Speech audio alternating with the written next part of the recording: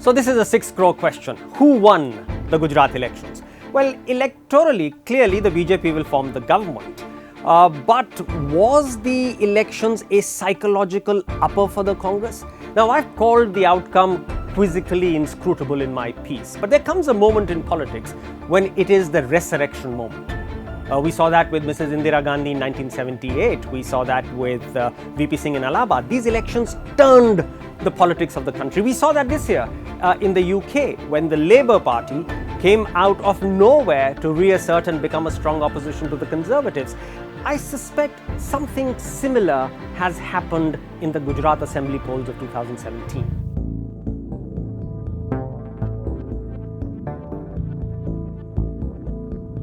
Here's my first take on the Gujarat elections. Rahul Gandhi actually took on Prime Minister Narendra Modi, who is a colossus in Gujarat. He is an iconic leader. He's a Gujarati. He took him on in the lion's den. He could have stayed away. But fortune often does favor the brave, and by taking him on, by actually getting him to reduce his awesome majority that he got in 2014. Remember, he got nearly 60% of the vote and he got nearly 160 assembly seats. Against that, the vote has fallen to about 49, so he's lost about 10 to 11 percentage points of the vote, and he's lost almost 60 to 70 assembly constituencies. So Rahul Gandhi had the gumption to go into the lion's den and to challenge him, and in this instance has come away with what I would call is a reasonably rejuvenating outcome for him and his party.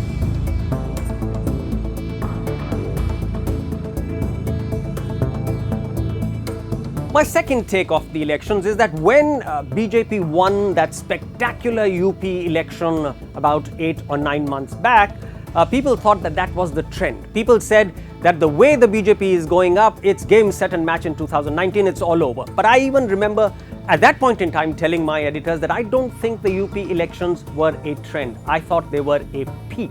And I think the Gujarat elections sort of proved that point, that up until then, the BJP had been fighting in states where the BJP was the underdog, and it had the terrific tail whirlwind of the Modi win in 2014 to get it across. And it did that in state after state, in Maharashtra, Haryana, UP, Uttarakhand. It did that.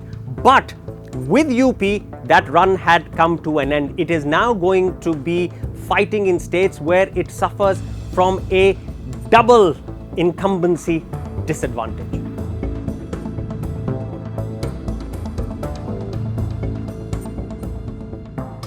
And that really is my third take from the Gujarat Assembly elections, that now the BJP will suffer a double incumbency disadvantage. And therefore, look at the trend of some of the polls. And I'm going to mix up local student elections, municipalities, panchayats, by-elections. Look at Punjab, look at Goa, look at Chitrakoot, look at the Dusu elections in Delhi, look at the UP local polls which finished just a few weeks back. In all of them, the BJP has lost significant vote share and a number of seats. What that shows is that as the double incumbency disadvantage sets in, the Congress could move in for the kill. It could move in for the kill in some of the key elections coming up. For instance, there are by-elections coming up in Phulpur, Gorakhpur, Ajmer, Alwar, in Bihar. In all of that, the opposition could have an upper hand. Also remember that there are big assembly elections coming up in Rajasthan, Madhya Pradesh, Chhattisgarh. In all of them, the BJP suffers a double incumbency disadvantage.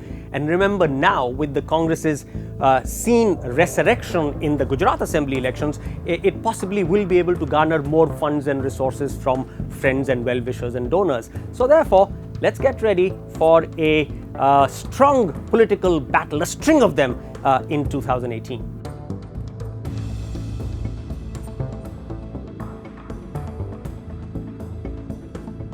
My fourth takeaway from today's Gujarat elections is that demonetization and GST, which the BJP and Prime Minister Modi in particular had been spinning as an extremely successful political move, I think that's beginning to bite now. Remember, when demonetization happened over a year back, people suffered, but people suffered willingly because they thought that Prime Minister Modi was doing something which was very noble.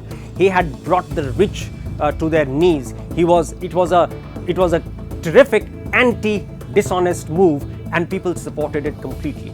But when that got combined with the problems that have been there in the GST rollout, actually it's a botch up, the GST rollout. When you put the two together, it's really beginning to bite, and that reflects in the vote in Gujarat. Remember, in Gujarat, in places like Surat, where there was a lot of dissatisfaction, Prime Minister Modi could pull in his Gujarati credentials and still neutralize a lot of that anger. But some of that strategy is unlikely to work in the rest of the country.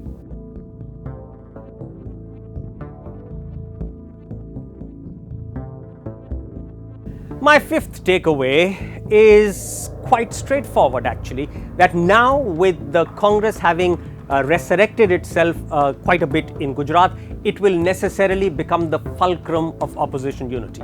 Rahul Gandhi, who until now perhaps a lot of senior politicians in the opposition were not taking as seriously as they would take his mother, will now be forced to take him that seriously, will be forced to listen to him as the fulcrum of opposition unity. And opposition unity is an imperative if the opposition wants to make a mark in the 2019 poll. So therefore, a broad alliance between the Congress, TMC, DMK, BSP, SP is something that is imperative.